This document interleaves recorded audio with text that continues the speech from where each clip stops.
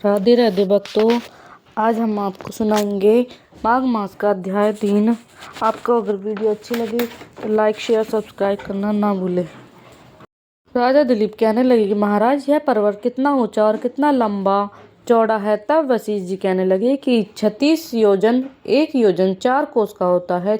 ऊंचा ऊपर चोटी में 10 योजन चौड़ा और नीचे 16 योजन चौड़ा है, जो हरी, चंदन, आम, मदार, देवदार और अर्जुन के वृक्षों से सुशोभित है। दुर्भिक्ष से दुखी होकर इस पर्वत को फल और फूलों से परिपूर्ण देखकर भृगु वहीं रहने लगे और यहाँ पर कंदराव वनों और उपवनों में बहुत दिनों तक तप करते रहे।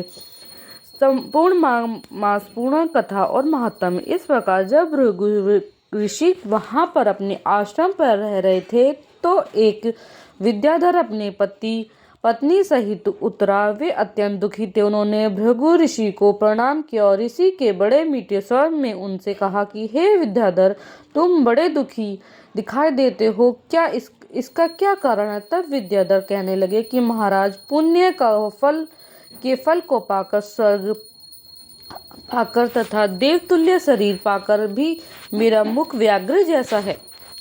मेरे मुख और अशांति का यही एक कारण है। न जाने किस पाप का फल है। मेरे चित्त की व्याकुलता का दूसरा कारण भी सुनिए। मेरी पत्नी अति रूपवती, मीठा वचन बोलने वाली, नाचने और गाने की कला में अति प्रवीण, शुद्ध चित्त वाली, सातों सुरों वाली, वीणा बजाने वाली, जिसने अपने कंठ से गाकर नारद जी को प्रसन्न किया, नाना स्वर के नाद से वीणा बजाकर कुबेर को प्रसन्न किया, अनेक प्रकार के नाच ताल से शिव जी महाराज भी अति सुंदर और रोमांचित हुए। शील, उदारता, रूप और तथा यौवन में स्वर्ग की कोई अप्सरा भी इस जैसी नहीं है। कहाँ ऐसी चंद्रमुखी स्त्री, कहाँ मैं व्याघ्र मुख वाला है। यही चिंता सदैव मेरे हृदय को जलाती है।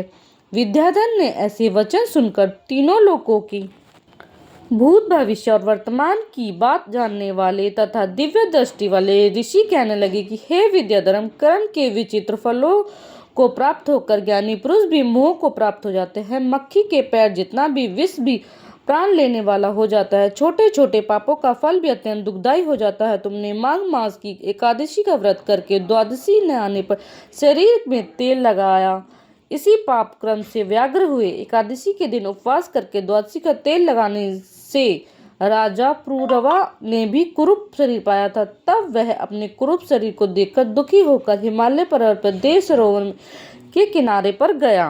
प्रतिपूर्वक शुद्ध स्नान कर कुशा के आसन पर बैठकर भगवान कमल नेत्र, शंख चक्र गदा पद के धारण करने वाले, पीताम्बर पहने, वनमाला धारण किए वे विष्णु का चिंतन करते राजा पुरुरवा ने 3 मास तक निराहार रहकर भगवान का चिंतन किया। इस प्रकार 7 जन्मों में प्रसन्न होने वाले भगवान राजा के 3 महीने के तप से ही अति प्रसन्न हो गए और माँ की शुक्ल पक्ष की एकादशी को प्रसन्न होकर भगवान ने अपने संग के जल में राजा को पवित्र किया। भगवान ने उसके तेल लगाने की बात याद दिलाकर सुंदर देवताओं का सा रूप दिया, जिसको देखकर उर्वशी भी उसको चाहने लगी और राजा कृत होकर अपनी पुरी को चला गया। भृगु ऋषि कहने लगे कि हे विद्याधर, इसलिए तुम क्यों दुखी होते हो? यदि तुम अपना यह राक्षसी रूप छोड़ना चाहते हो तो मेरा कहना मानकर जल्दी ही पापों को नष्ट करने वाली हेमकूट नदी में माघ में स्नान करो, जहाँ पर ऋषि सिद्ध देवता निवास करते हैं। अब मैं इसकी विधि बतलाता हूँ। तुम्हारे भाग्य से माघ मास आज से 5वें दिन ही आने वाला है। पौष शुक्ल एकादशी से इस व्रत को आरंभ करो। भूमि पर सोना, जितेंद्रिय रहकर दिन में 3 समय स्नान करके महीना भर निराहार रहो। सब भोगों को त्याग कर तीनों समय भगवान विष्णु का पूजन करो। जब तुम द्वादशी को शिवजी स्तोत्र और मंत्रों से पूजन करोगे तो तुम्हारा मुख देखकर सभी चकित हो जाएंगे। तुम अपनी पत्नी के साथ सुखपूर्वक क्रीड़ा करोगे।